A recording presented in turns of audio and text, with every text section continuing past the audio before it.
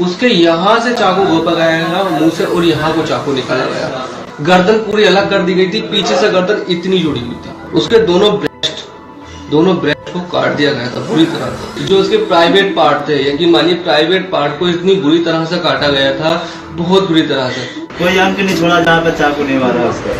ठीक है, अभी प्रोटेस्ट के लिए हम मजबूर है, हम कल आत्महत्या करेंगे और इसके जिम्मेदार पूरा देश होगा। हमें दिल्ली पुलिस में काम करने वाली रबिया साफी के परिवार से एक वीडियो बाहर आया है, तो इस वीडियो को सबसे पहले हम लोग देखेंगे और आगे अपडेट के लिए इस चैनल को सब्सक्राइब कर लें।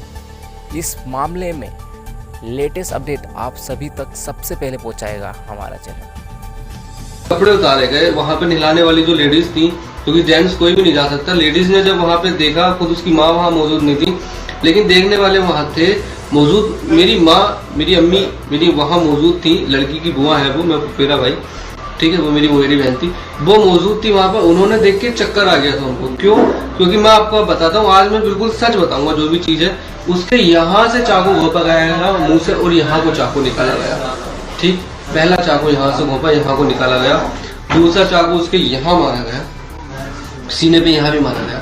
गर्दन पूरी अलग कर दी गई थी, पीछे से गर्दन इतनी जुड़ी हुई थी, इतनी गर्दन उसकी जुड़ी हुई थी, पीछे से सब कुछ काट देगा, पूरी गर्दन अलग थी। ठीक, उसके यहाँ पर इस जगह चाकू घोंपे गए थे। बचाने की उसने कोशिश की थी, उसके चाकू उंगलियां यहाँ से कटी हुई थी। ठीक है, पूरे फोटो वगैरह जितने मिले मैंने सोशल मीडिया पर डाले, उससे ज्यादा हम कुछ नहीं कर सकते थे। चाकू घोंपा गया, उसके दोनों ब्रेस्ट को काट दिया गया था बुरी तरह से। ठीक है, जिस छाती को पी के ये लोग पैदा हुए, जिस माँ के दूध को पी के पैदा हुए, उसी चीज को इन्होंने काट दिया। अल्लाह अपना रहम करे। मतलब इन लोगों ने इतने ज्यादा बुरे थे कि मैं अपनी बहन के बारे में मैं बता रहा हूँ, माँ बाप के ऊपर क्या बीती होगी आप लोग खुद देखिए, क्या इतनी बड़ी बात थी।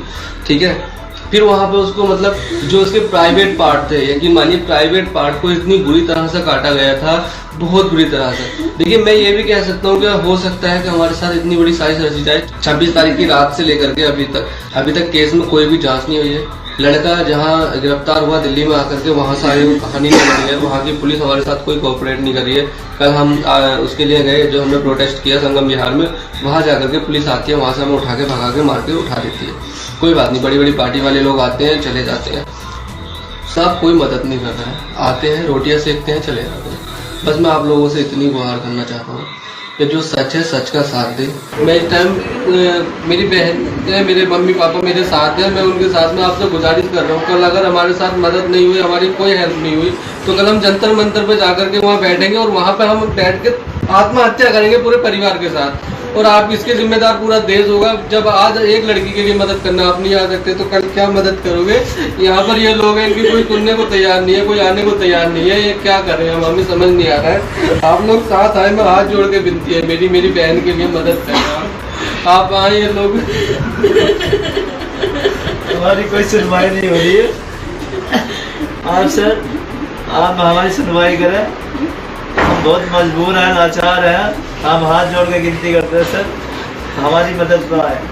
26 तारीख की रात से वो गायब थी, डीएम ऑफिस में काम करती थी। किसी डीएम ने आकर के किसी ने नहीं सुना, किसी ने पूछा नहीं। आम आदमी पार्टी भी अभी तक कोई रिस्पॉन्स नहीं दे रही है। किसी ने, कोई नेता लोग घर पे आए, आके चले गए, किसी ने कोई नहीं पूछा।